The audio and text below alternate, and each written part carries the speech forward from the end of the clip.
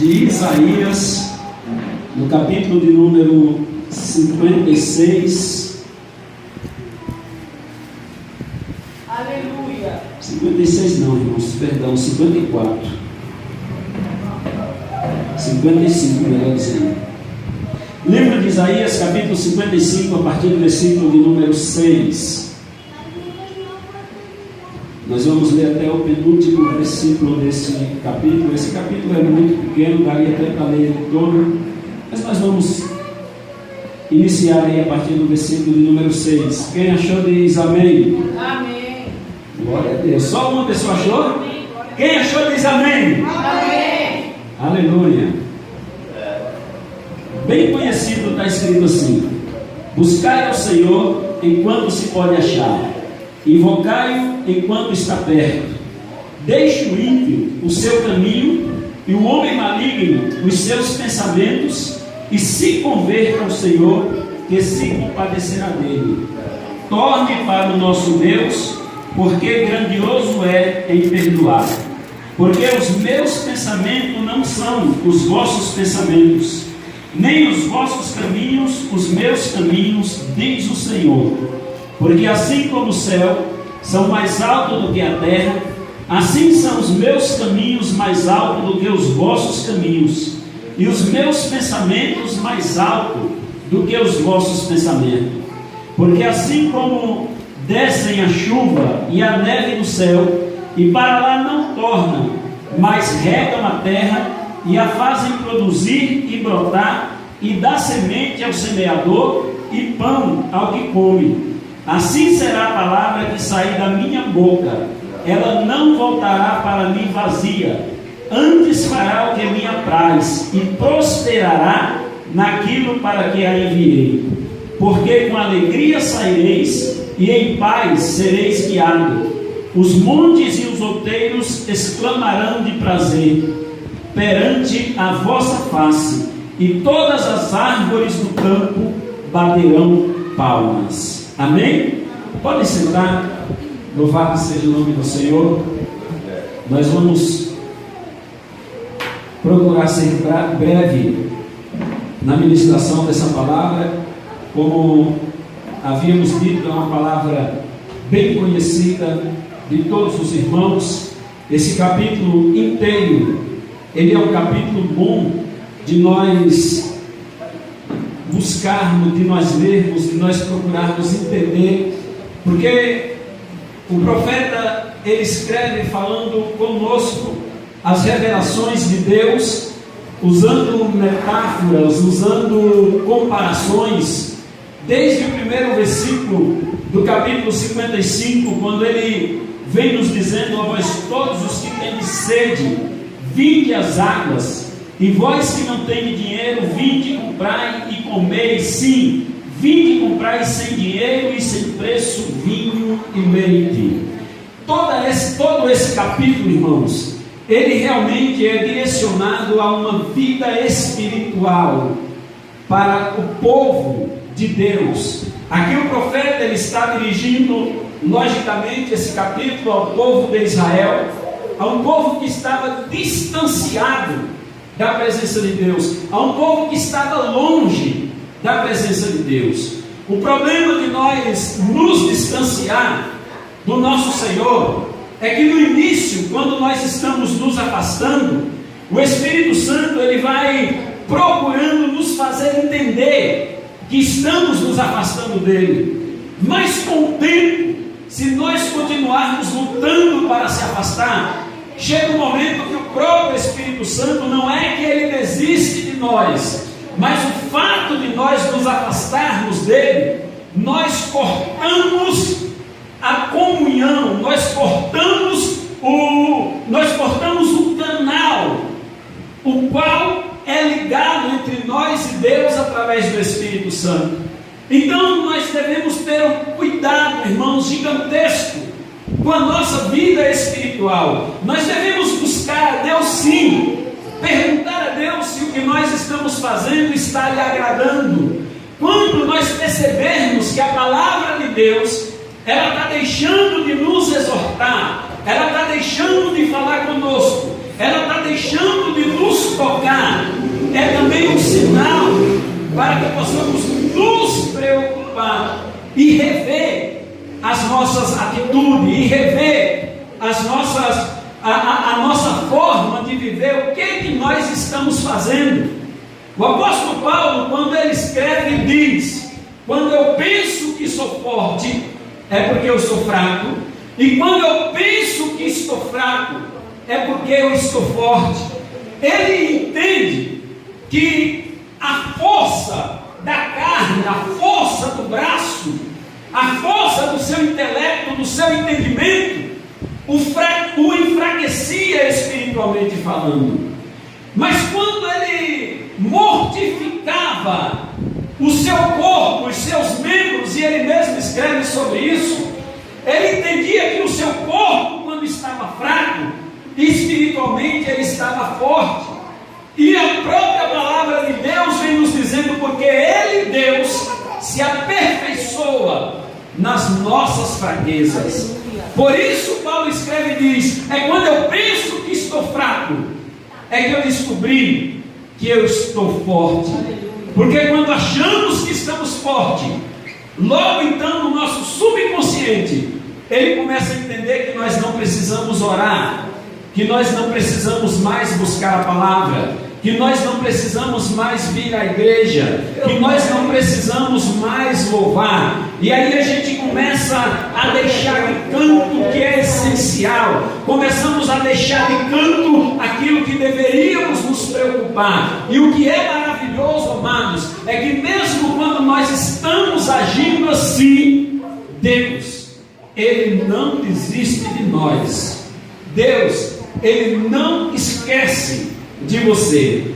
Deus, quando Ele levanta Isaías e manda Isaías escrever essas palavras, e nós vamos estar meditando a partir do versículo que nós lemos. Olha o que Deus manda Isaías dizer para o seu próprio povo. Deus manda Isaías dizer: buscai ao Senhor enquanto se pode achar, invocai-o enquanto está perto. Quando nós paramos para nos colocar no lugar de Israel, essa palavra ela serve para nós, mas ela está sendo escrita nesse momento para os israelitas.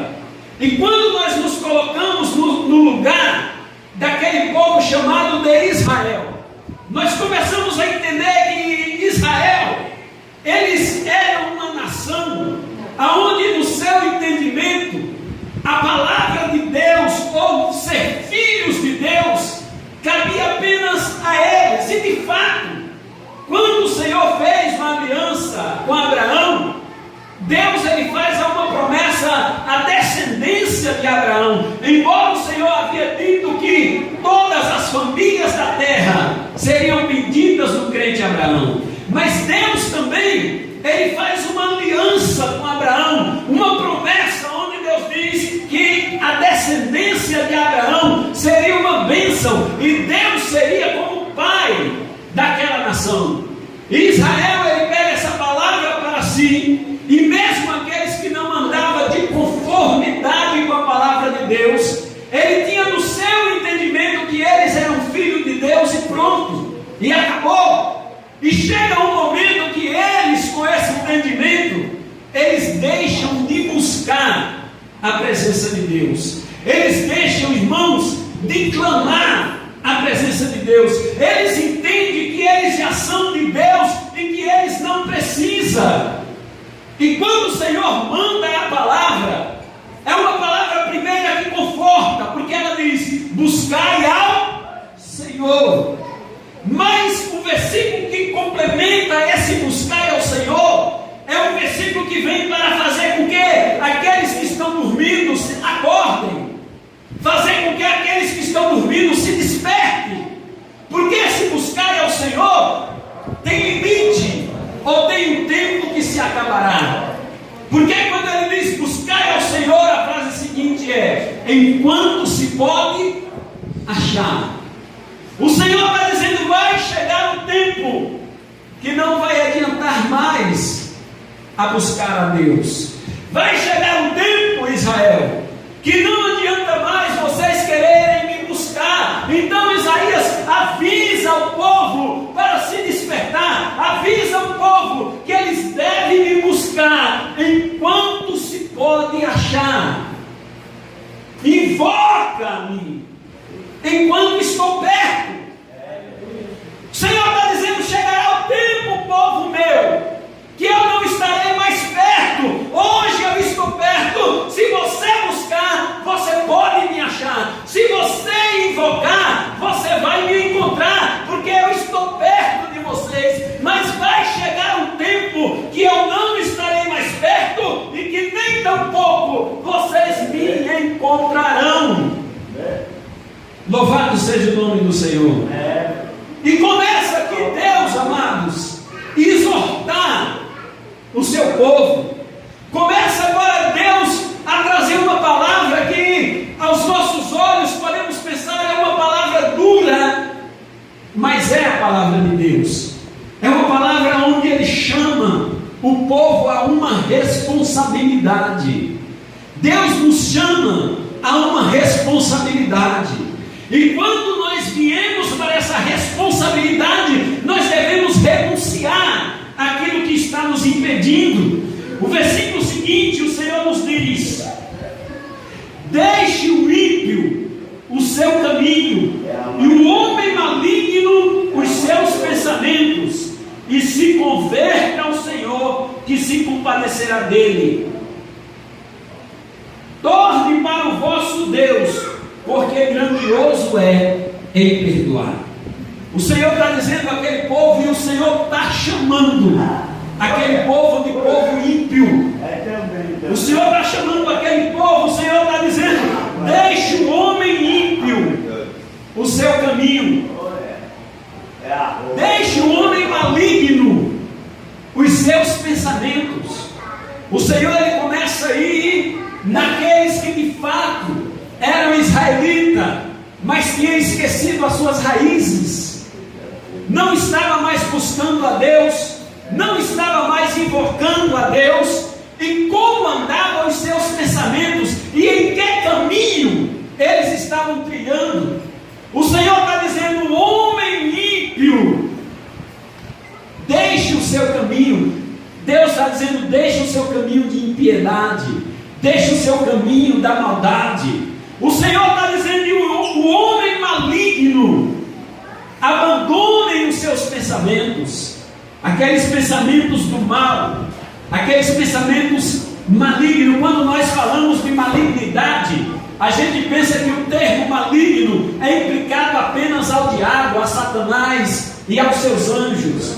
Mas existem também homens malignos, homens que têm um pensamento do mal, homens que têm um pensamento perverso, homens que precisam se retornar, voltar para o Senhor. Observa que Deus não está falando uma palavra para quem de fato serve a Ele. Deus está falando uma palavra para quem já estava afastado da presença dEle, para quem já estava desviado da presença dEle. Quando Ele está dizendo: buscai ao Senhor enquanto se pode achar, invocai-o enquanto está perto. Ele está dizendo: vai acabar, vocês têm um tempo limitado, não é qualquer momento que vocês vão querer buscar e vão encontrar. Vocês não vão me ter por perto para sempre. Apenas aqueles que foi lavado e remido pelo sangue do Cordeiro terá uma eternidade ao lado do Senhor. Mas enquanto aqui na terra Ele está dizendo: abandone o homem maligno o seu pensamento, e o homem ímpio saia do caminho de impiedade.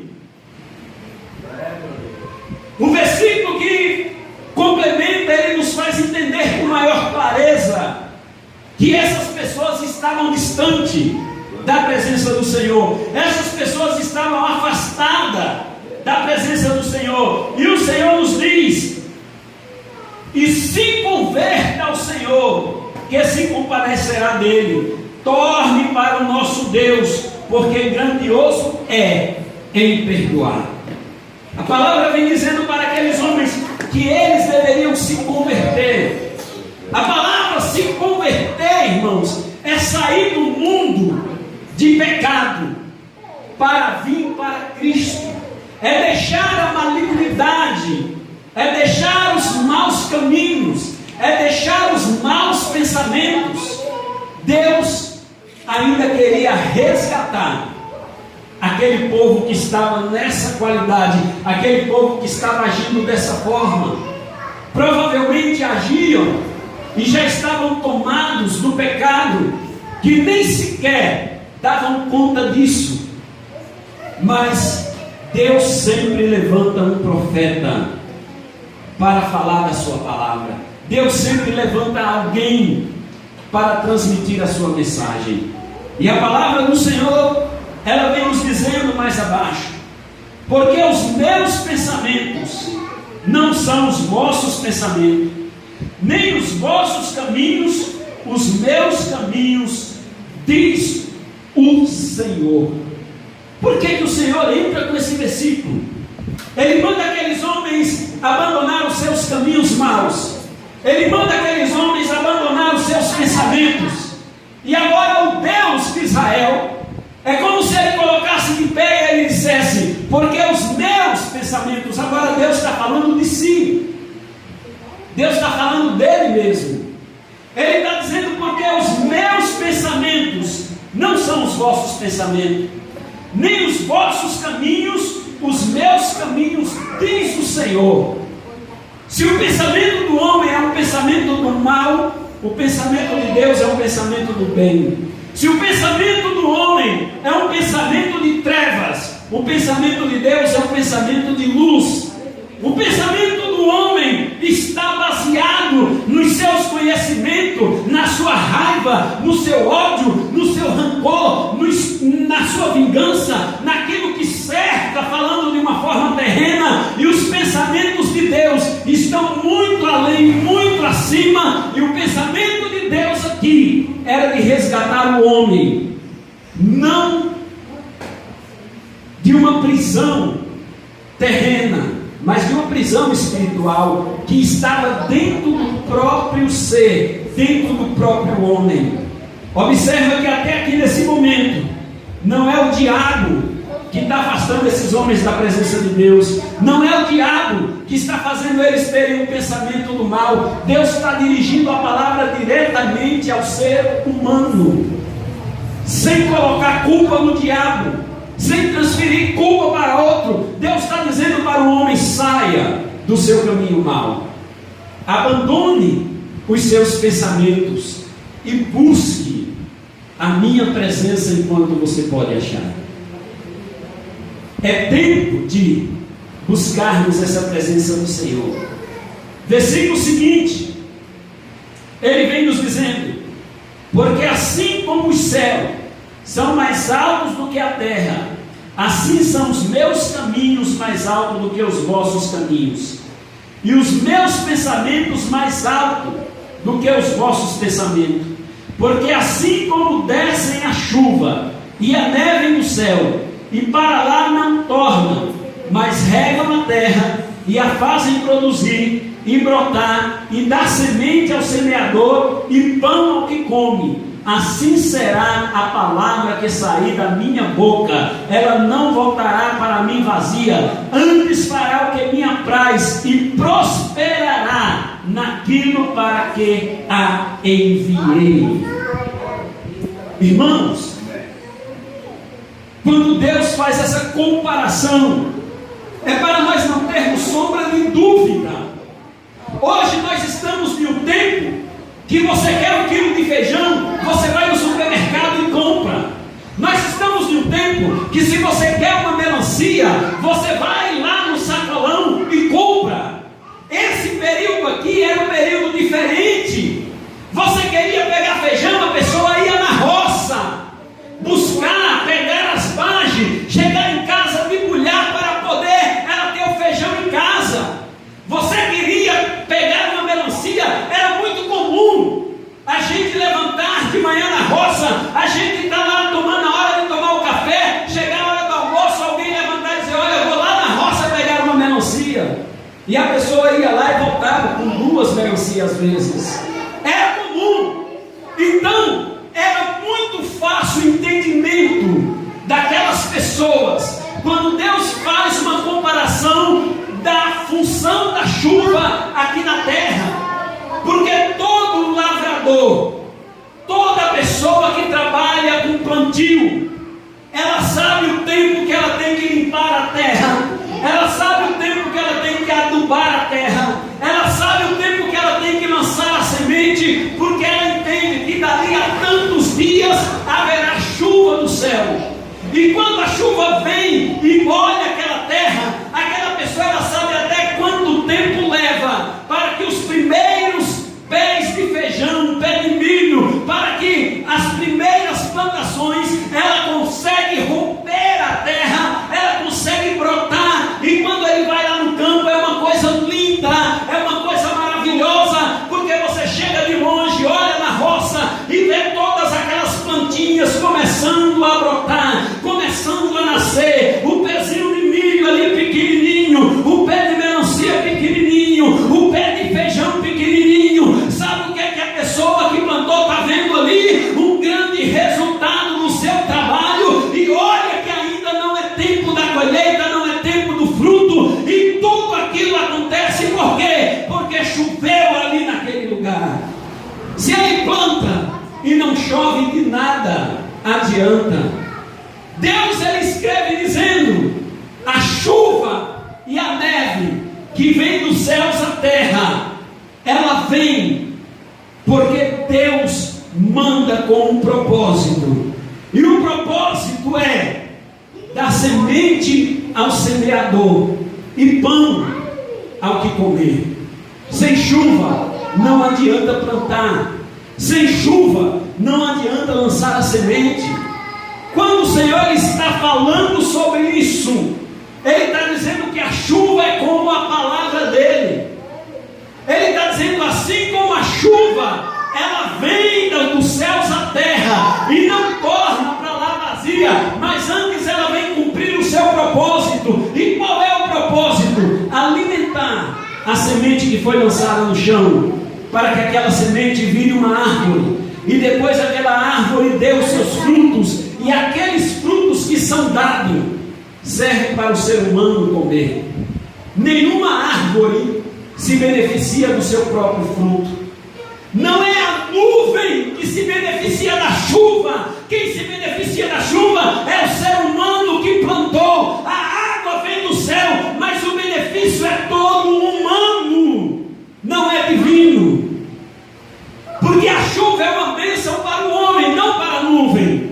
A chuva é uma bênção para quem planta. A chuva é uma bênção para quem nunca plantou, mas precisa comer. Certamente aqui tem pessoas que nunca plantaram um pé de feijão, nunca plantaram um pé de milho, nunca plantaram um pé de arroz, mas são pessoas que comem milho, comem feijão, comem arroz e nem sequer sabem como é que acontece tudo isso. Existe um processo para que a bênção chegue até você. Existe um trabalho, e é um trabalho árduo, para que nós possamos nos alimentar, saciar a nossa fome e possamos crescer para poder produzir isso como humanos aqui na terra. E o Senhor faz essa comparação que eu chamo ela de maravilhosa, quando Ele diz: porque assim como o céu, porque assim como descem a chuva e a neve do céu, e para lá não tornam, mas regam a terra e a fazem produzir e brotar, e dar semente ao semeador e pão ao que come, assim será a palavra que sair da minha boca. Ela não voltará para mim vazia, antes fará o que me apraz e prosperará naquilo para que a enviei. Imagina, irmãos, você como profeta recebendo uma palavra dessa para dar ao povo. Isaías está recebendo e aquela palavra está falando com ele. Eu imagino que ele começa a entender, ele começa a pensar todo aquele processo de limpa a terra, de abre as covas, de lança semente, e depois que tudo isso está feito, agora depende que a chuva cai. O homem pode limpar a terra, o homem pode abrir a cova, ele pode lançar a semente, mas ele não pode fazer chover. A parte da chuva é uma bênção de Deus, e só Deus é capaz de mandar ela sobre a terra. Se Ele querer fechar a torneira, Ele fecha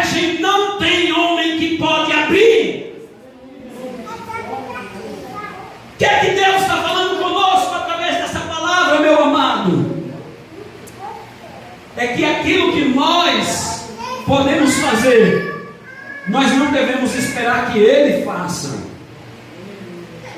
O que depende de nós fazer, é nós que temos que fazer. Quando a providência ela passa a ser divina, aí nós devemos esperar com Ele.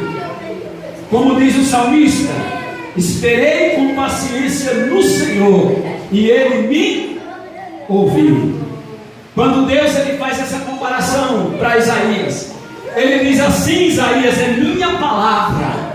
A chuva, quando ela desce das nuvens, quando ela vem para a terra, ela vem para regar a terra, ela vem para produzir o fruto, ela vem para dar semente ao semeador, e ela vem para dar pão ao que come. Assim também é a minha palavra. Deus está dizendo que quando Ele manda a palavra dos céus à terra, ela vem para regar o seu coração, ela vem para te trazer as revelações divinas, ela vem para te dar o conhecimento, ela vem para te tirar do mundo de malignidade, ela vem para afastar os seus pensamentos das coisas erradas, ela vem para que você possa se converter a Ele, ela vem para fazer a diferença na tua vida. E quando ela volta para Ele, ela volta levando aquilo que lhe agrada. E o que é que mais agrada a Deus? Um coração contrito e arrependido, uma alma que diz: eu reconheço o meu pecado e reconheço Jesus como meu Salvador. É por isso que a festa no céu, quando um pecador se arrepende, a palavra de Deus, ela vem e não torna para Ele vazia. Ela faz aquilo que agrada a Deus, não é aquilo que agrada ao homem. Porque Deus não está preocupado em apenas te agradar, Ele está preocupado em te salvar. A palavra de Deus não vem apenas para agradar o homem, não vem apenas para trazer alegria ao homem, mas vem para trazer conhecimento, para trazer exortação, para mostrar para o homem quando ele está errado, para mostrar para o homem que ele precisa buscar a Deus, para mostrar para o homem que ele precisa se achegar ao Senhor. Deus não poupa a palavra quando manda Isaías: diz a esse povo, Isaías, converta-se e torne-se para mim, que sou grande em perdoar. É isso que Deus está dizendo nos primeiros versículos que nós lemos. E aí Deus faz essa comparação, e Deus diz que a palavra dele, irmãos, não volta para Ele vazia, não volta. A palavra de Deus, quando vem para as nossas vidas, ela pode causar, às vezes, perturbações dentro de nós, ela causa transformações dentro de nós, ela faz com que nós paramos para pensar, ela faz com que nós paramos para refletir. A palavra de Deus vem sobre a nossa vida, mas não nos obriga a seguir o caminho de Deus, não nos obriga a fazer a vontade de Deus. Deus apenas mostra para nós o que precisamos fazer, se nós quisermos ou não, isso é uma decisão nossa. Por isso Ele manda Isaías pregar. Prega, Isaías, fala para esse povo: homem ímpio, abandona o seu caminho de impiedade, homem maligno, abandona esses pensamentos e venha ter o meu pensamento, porque através das revelações de Deus, a palavra de Deus vindo para nós, o conhecimento de Deus vindo para nós, o pensamento maligno saindo, o nosso pensamento começa a se aproximar do pensamento do Senhor. O que é que Deus pensa a teu respeito? E o que é que você pensa a respeito de Deus? Louvado seja o nome do Senhor. Aleluia. Nós vamos ler o restante para podermos encerrar com uma vírgula desse culto de hoje. Versículo de número 11 nos diz: assim sairá a palavra que sai da minha boca, ela não voltará para mim vazia, antes fará o que me apraz e prosperará naquilo para que a enviei, porque com alegria saireis e em paz sereis guiados. Os montes e os outeiros exclamarão de prazer perante a vossa face, e todas as árvores do campo baterão palmas. a palavra dele, ele diz: não voltará para mim vazia, mas antes prosperará naquilo para qual eu a enviei. Que essa palavra ela possa ser próspera em teu coração, que essa palavra possa ser próspera em tua família, que essa palavra possa ser próspera em toda a tua existência, em toda a tua vida, e que o Deus de Israel, o nosso Deus, te cubra de bênção, e que nunca, jamais em tua vida falte essa chuva, que é a palavra de Deus. Imagina, irmãos, se aquele homem que planta, ele plantar e a chuva não vir. Ele teve o trabalho de limpar a terra, e é doído. Quem já trabalhou com isso? Irmão Dalva deve lembrar um pouquinho, né, irmão Dalva? Hoje talvez seja mais fácil com tanto equipamento, com tanto maquinário. Eu ia ajudar meu pai a limpar a roça, irmãos. Pensa num tempo difícil. A primeira coisa, a primeira dificuldade era você chegar na roça, porque roça não é perto de casa, é longe. E a pessoa, quando planta roça, fica um mês às vezes sem vir em casa ver a família. Você sai do seu lugar, naquele período, no tempo que você enfrentava as feras do campo, os animais silvestres, você tinha que ir preparado, você tinha um trecho longo para caminhar, e quando você chegava lá, o mato tinha tomado conta de tudo.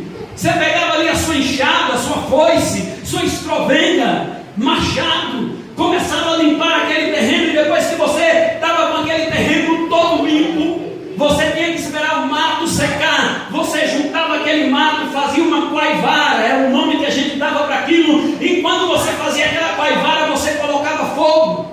Depois que você limpava a terra, você tinha que comprar os grãos, que fosse de milho, de feijão, de arroz, e aí você saía, um ia na frente com um enxadão, batia o enxadão na terra, abria um buraquinho e ia abrindo buraco de passo em passo, e o outro vinha atrás jogando a semente e tampando o buraco, jogando a semente e tampando o buraco. Depois que ele fazia isso, a parte dele acabou? Ainda não.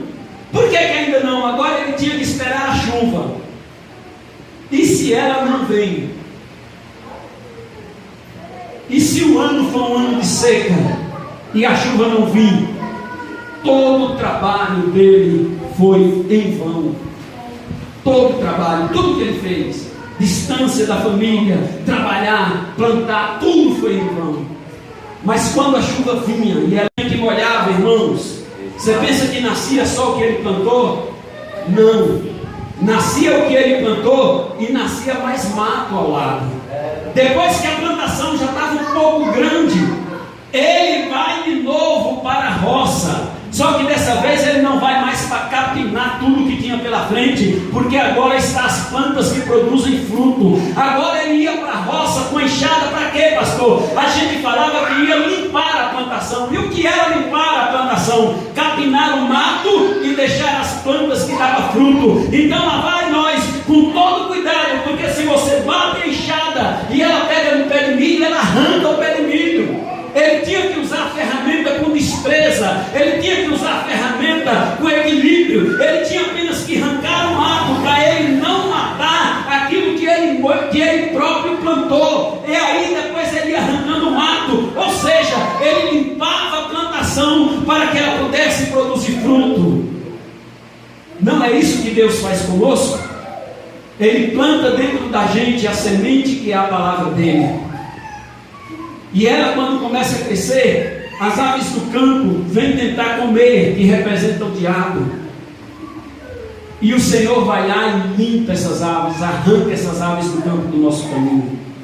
A palavra de Deus que está plantada no nosso coração, Ele não planta e dá as costas e vai embora. Ele planta essa palavra hoje no seu coração, na sua vida, e Ele vai fazendo manutenção, porque Deus sabe que essa palavra que foi pregada aqui hoje, talvez daqui uma semana, um mês ou um ano, você vai esquecer. E para não deixar você esquecer, o que é que Deus vai fazendo? Ele vai fazendo manutenção. Todos os dias Ele vai falando com você um trechinho, todos os dias Ele vai falando com você um pouquinho, todos os dias Ele vai lançando mais semente, para que através da tua tua vida outras almas também se convertam e que a tua vida ela não venha se perder. Portanto, meu amado, saiba de uma coisa: a chuva que é a palavra de Deus, ela será abundante na tua vida, porque é o próprio Deus que vai mandar, e quando Ele manda essa chuva de palavras sobre a tua vida, ela prosperará naquilo pelo qual ela foi enviado. Deus te abençoe e Deus te prospere nesse caminho santo, que é o caminho do nosso Senhor e Salvador Jesus Cristo. E eu vou pedir uma linda salva de palmas para o nosso mestre, digno de toda honra, digno de toda glória, é o Senhor dos céus e da terra.